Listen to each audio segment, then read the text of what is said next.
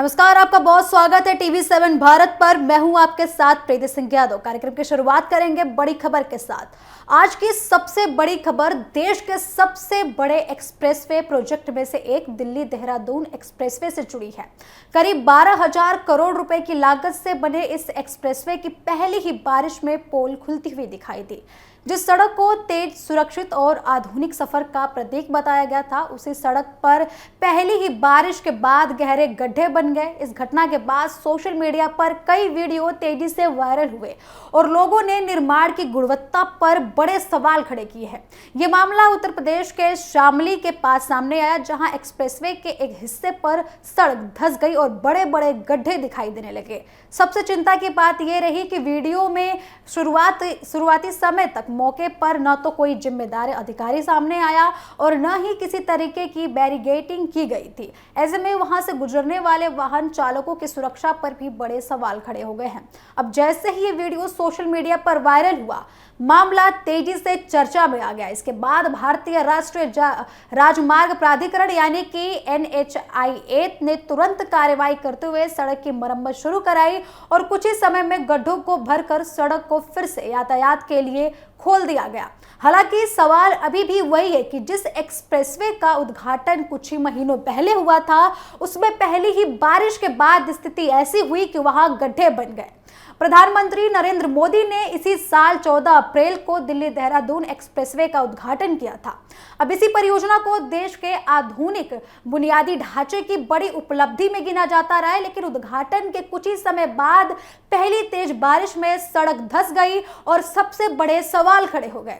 इस पूरे मामले पर केंद्रीय सड़क परिवहन एवं रोजगार मंत्रालय ने गंभीर रुख अपनाया। मंत्रालय ने कहा कि घटना की जानकारी मिलते ही तुरंत जांच के आदेश दिए गए। साथ ही संबंधित अधिकारियों को निर्माण एजेंसियों के खिलाफ कार्रवाई भी शुरू करने के लिए बोला गया। मंत्रालय ने नोटिस जारी किया और इसके अलावा ठेकेदारों के प्रोजेक्ट्स मैनेजर और अथॉरिटी इंजीनियर की टीम के लीडर को तत्काल प्रभाव से निलंबित भी कर दिया गया। सरकार का कहना है कि यदि जांच में किसी भी तरीके की लापरवाही या गुणवत्ता में कमी सामने आती है तो आगे भी सख्त कार्रवाई होगी।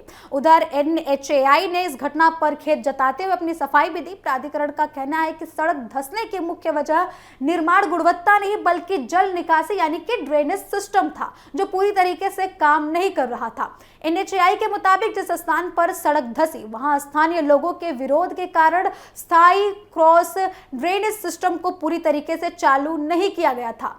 अधिकारियों का कहना है कि वहां एक बैलेंसिंग कलवर्ट यानी कि पुलिया बनाई गई थी, लेकिन स्थानीय लोगों ने उसे पूरी तरीके से जोड़ने के लिए मना कर दिया। इसके बजाय उसे खुले हिस्से का इस्तेमाल वाहनों के लिए आने जाने के लिए किया जाने लगा, जिसके बाद बारिश का पानी सही तरीके से निकल नहीं पाया और 1 जुलाई की रात हुई भारी बारिश के बाद भारी मात्रा में सड़क पर पानी जमा हो गया और इसी वजह से सड़क का एक हिस्सा धंस गया। लेकिन कितनी भी दलीलें दी जाए, सवाल तो अभी भी वही कायम होता है कि जो सड़क कुछ ही महीने पहले जिस एक्सप्रेसवे का उद्घाटन होता है प्रधानमंत्री द्वारा, वो पहली ही बारिश में ऐसे कैसे धंस सकता है।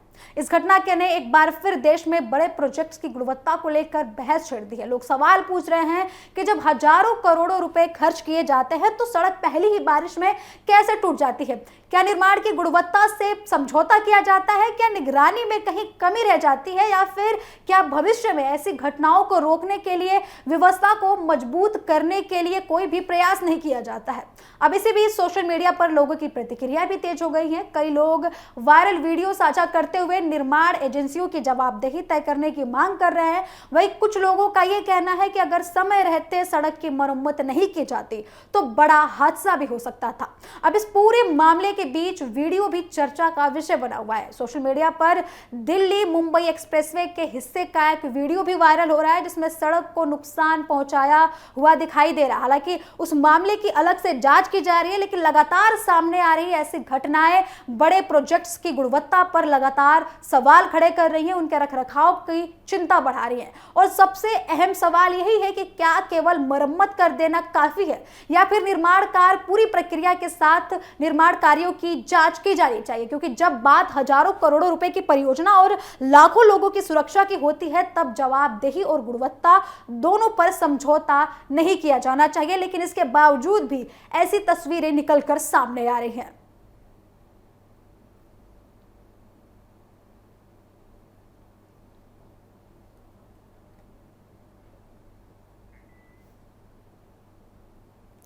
खबरों में आगे बढ़ते हुए सीधे रुख करेंगे पश्चिम बंगाल का। पश्चिम बंगाल जहां समान नागरिकता संहिता यानी कि यूसीसी को लेकर सरकार ने बड़ा कदम उठा दिया। पश्चिम बंगाल कैबिनेट ने यूसीसी के मसौदा विधेयक यानी कि ड्राफ्ट की समीक्षा के लिए एक उच्च स्तरीय समिति के गठन को मंजूरी दे दी है। आपको बता दें कि सरकार का कहना है कि यह समिति 4 सप्ताह के भीतर अपनी रिपोर्ट सौंपेगी, जिसके बाद यूसीसी विधेयक को विधानसभा में पेश किया जाएगा।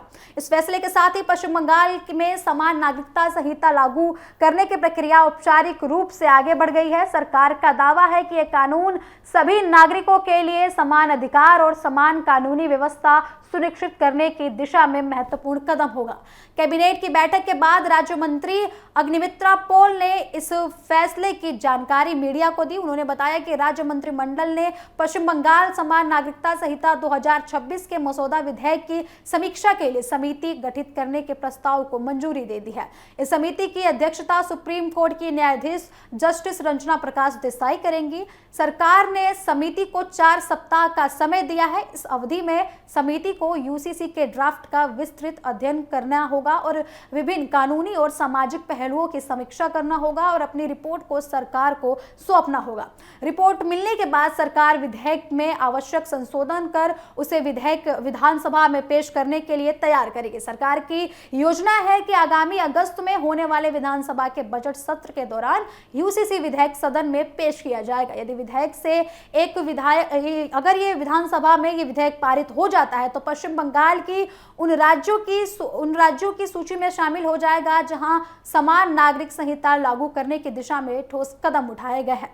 लेकिन अब सवाल ये उठ रहा है कि आखिर समान नागरिक संहिता यूसीसी है क्या? सब लोग इसे जानना चाहते हैं और सभी जानना चाहते हैं कि इस कानून के आने के बाद क्या क्या बदलाव होता है। तो आपको बता दें कि समान नागरिकता जो है संहिता का मतलब है देश या राज्य के सभी नागरिकों के लिए व्यक्तिगत कानून एक समान होना। वर्तमान में विवाह, तलाक, गोद लेना, संपत्ति के उत्तराधिकारी और पारिवारिक मामले में अलग अलग धर्मों के लिए अलग अलग व्यक्तिगत कानून लागू होते हैं। यूसीसी का उद्देश्य इन्हीं सभी मामलों में एक समान कानून व्यवस्था लागू करना है ताकि सभी नागरिकों को समान नियम और समान अधिकार मिल सके। सरकार का कहना है कि प्रस्तावित कानून धर्म के आधार पर किसी के साथ भेदभाव नहीं करेगा, बल्कि सभी नागरिकों को समान कानूनी अधिकार देने की दिशा में काम करेगा। सरकार का यह भी दावा है कि इससे महिलाओं के अधिकारों और सामाजिक न्याय को मजबूती मिलेगी तथा पारिवारिक कानून में एक रूपता भी आएगी। मुख्यमंत्री शुवेंदु अधिकारी ने कुछ दिनों पहले विधानसभा में यूसीसी लागू करने की प्रक्रिया की घोषणा की थी। उन्होंने कहा था कि राज्य सरकार इस मुद्दे पर गंभीरता से काम कर रही है और जल्द ही जल्द इसको जो है विधानसभा में पेश किया जाएगा। अब कैबिनेट की मंजूरी के बाद यह प्रक्रिया अगले चरण में पहुंच गई है। सरकार के अनुसार समिति केवल कानूनी पहलुओं की समीक्षा नहीं करेगी, बल्कि यह भी देखेगी कि प्रस्तावित कानून संविधान की भावना के अनुरूप है या फिर नहीं। साथ ही यह भी सुनिश्चित किया जाएगा कि किसी भी वर्ग के अधिकारों का उल्लंघन ना हो और सभी समुदायों के हितों का संतुलित तरीके से ध्यान रखा जाए। जस्टिस रंजना प्रकाश देसाई के नेतृत्व वाली समिति के सामने सबसे बड़ी जिम्मेदारी ये होगी कि वे यूसीसी के मसौदे का गहन अध्ययन करें और यदि प्रावधान में संशोधन की आवश्यकता हो तो उसकी सिफारिश सरकार को दें। अब 4 सप्ताह बाद समिति अपनी अंतिम रिपोर्ट सरकार को सौंपने वाली है। उधर सरकार के इसी फैसले पर राजनीतिक बहस भी तेज होने लगी है। समर्थकों का कहना है कि समान नागरिक संहिता संविधान के नीति निर्देश तत्वों में शामिल है और इससे सभी नागरिकों को समान अधिकार मिलेगा। उनका मानना है कि अलग अलग व्यक्तिगत कानून एक जगह पर कानून लागू होने से न्याय व्यवस्था और अधिक पारदर्शी होगी और ज्यादा प्रभावशाली होगी। लेकिन वही विपक्षी दलों और विपक्षी समर्थकों का कहना है कि कुछ सामाजिक संगठनों का इस पर यह भी कहना है कि इस विषय पर व्यापक चर्चा और सभी समुदायों से संवाद आवश्यक है। उनका तर्क है कि यूसीसी जैसे महत्वपूर्ण कानून को लागू करने से पहले समाज के सभी वर्गों की राय जरूरी है ताकि किसी भी तरीके की आशंका या फिर भ्रम की स्थिति ना बने। राजनीतिक दृष्टि से यह फैसला काफी अहम माना जा रहा है। यूसीसी लंबे समय से देश की राजनीतिक और कानूनी बहस का प्रमुख विषय रहा है। ऐसे में पश्चिम बंगाल सरकार का यह कदम आने वाले समय में राष्ट्रीय स्तर पर चर्चा का विषय भी बन सकता है। वही सरकार का इस पर कहना है कि उसका उद्देश्य किसी भी धर्म समुदाय को निशाना बनाना नहीं है, बल्कि सभी नागरिकों के लिए समान कानून लागू कर रहा है। वही विपक्ष इस पूरे मुद्दे पर सरकार की मंशा और प्रक्रिया दोनों पर सवाल उठा रही है। आपको आपको बता दें कि आने वाले दिनों में विधानसभा के भीतर और बाहर इस विषय पर व्यापक बहस देखने को जरूर मिलेगी। फिलहाल सबसे महत्वपूर्ण बात यह है कि यूसीसी के मसौदे की समीक्षा के लिए समिति का गठन हो चुका है। समिति 4 सप्ताह के भीतर अपनी रिपोर्ट जो है सरकार को सौंपने वाली है। सरकार अगस्त में विधानसभा के बजट सत्र के दौरान यूसीसी विधेयक पेश करने की तैयारी में है। अब सबकी निगाहें इस बात पर टिकी हुई है कि समिति अपनी रिपोर्ट में क्या सुझाव देती है, सरकार उन सुझावों को किस रूप में देखती है और विधानसभा में इस विधेयक पर कैसी चर्चा होती है। यदि ये विधेयक पारित होता है तो ये पश्चिम बंगाल की कानूनी और राजनीतिक व्यवस्था में सबसे बड़ा बदलाव माना जाएगा।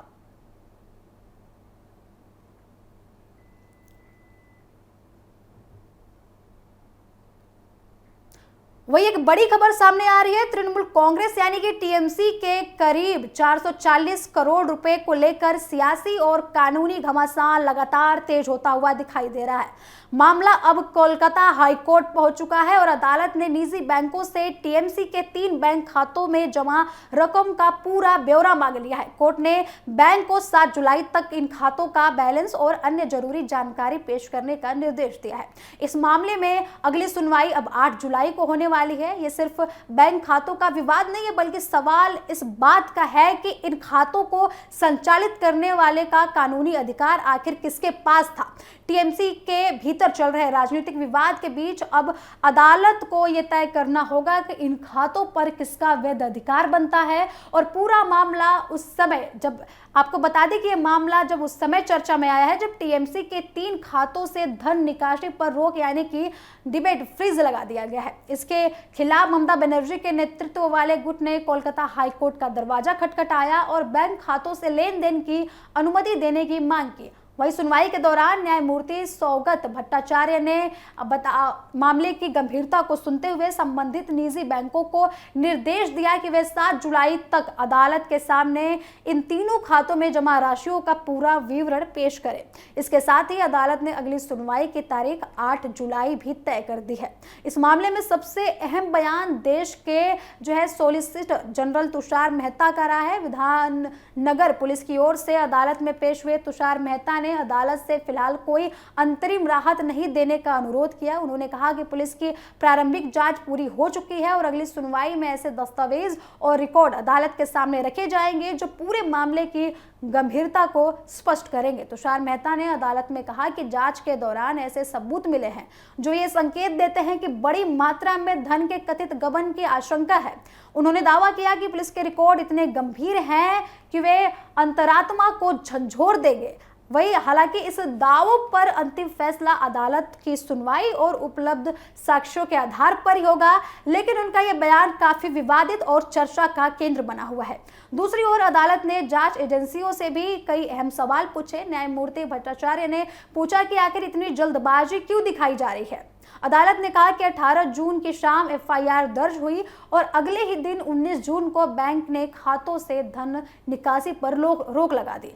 लेकिन अदालत ने यह भी जानना चाहा कि शुरुआती जांच में ऐसा कौन सा ठोस आधार था जिसके कारण इतनी जल्दी खातों को फ्रीज कर दिया गया। यानी कि अदालत सिर्फ खातों में मौजूद रकम की जांच नहीं कर रही है, बल्कि ये भी समझना चाहती है कि जांच एजेंसियों ने तय प्रक्रिया का पालन किया था या फिर नहीं। इस मामले का सबसे बड़ा कानूनी सवाल ये पैदा हो रहा है कि टीएमसी के दोनों प्रतिद्वंदी गुटों से इन बैंक खातों को संचालित करने का वैध अधिकार किसके पास था। अदालत ने संकेत दिया है कि जब तक विवाद पूरी तरीके से सुलझ नहीं जाता है तब तक वैकल्पिक व्यवस्था भी बनाई जाएगी। कोर्ट ने यह भी कहा है कि संभावना पर विचार किया जा रहा है कि इन बैंक खातों का संचालन अदालत द्वारा नियुक्त संयुक्त विशेष अधिकारी यानी कि रिटायर्ड जजों की निगरानी में कराया जाए ताकि धन का दुरुपयोग ना हो और किसी भी पक्ष को अनुचित लाभ ना मिले। अब सुनवाई के दौरान दोनों पक्षों के वरिष्ठ वकीलों ने अपनी अपनी दलीलें भी अदालत के सामने रखी। ममता बनर्जी की ओर से वरिष्ठ अधिवक्ता अभिषेक मनु सिंघवी ने कहा कि किसी राजनीतिक दल के बैंक खातों पर पूरी तरीके से रोक लगा देना लोकतांत्रिक व्यवस्था के खिलाफ है। वहीं उन्होंने अदालत में यह भी कहा कि इससे पार्टी का सामान्य कामकाज प्रभावित हो रहा है और ये समान राजनीतिक अवसर के सिद्धांत के बिल्कुल ही विपरीत है।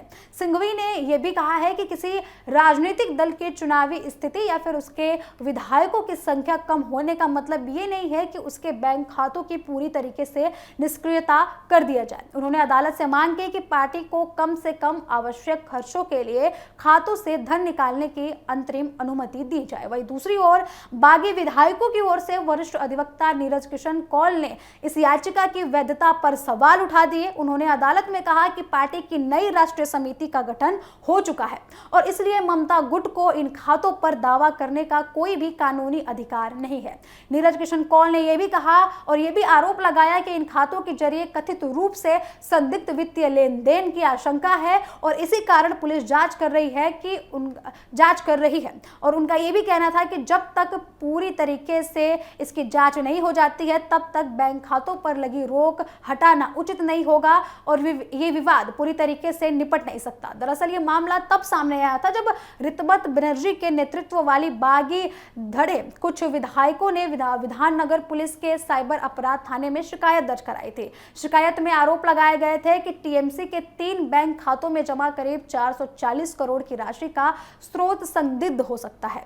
वही आपको बता दें कि शिकायत करने वालों का यह भी आरोप था कि धन कथित तौर पर कटमनी यानी कि जो है वसूली से लिया गया था, विभिन्न घोटालों और सरकारी धन के दुरुपयोग से भी जुड़ा हुआ था। हालांकि इन आरोपों की अभी जांच लगातार जारी है और अदालत ने भी अभी तक इन संबंधों में कोई भी अंतिम टिप्पणी नहीं की है, लेकिन इस शिकायत के आधार पर पुलिस ने प्रारंभिक जांच शुरू कर दी है और बाद में बैंक को खातों से धन निकासी रोकने का निर्देश दिया गया है। अब यही कार्रवाई अदालत में चुनौती का विषय बनी हुई है। फिलहाल कोलकाता हाई कोर्ट ने बैंक से खातों का पूरा विवरण मांगा है और अगली सुनवाई 8 जुलाई को होने वाली है। अब सभी की नजर इस बात पर टिकी हुई है कि अदालत के सामने क्या जानकारी पेश किया जाएगा, पुलिस कौन कौन से सबूत उनके सामने रखती है और अदालत इस पूरे मामले में क्या फैसला सुनाती है।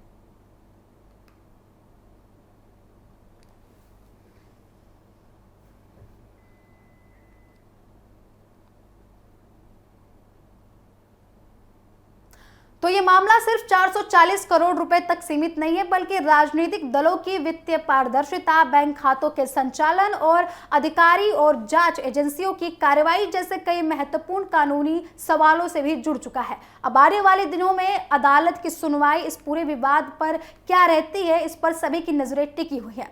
खबरों का सिलसिला TV7 भारत पर लगातार जारी है। जुड़े रहे हमारे साथ। नमस्कार।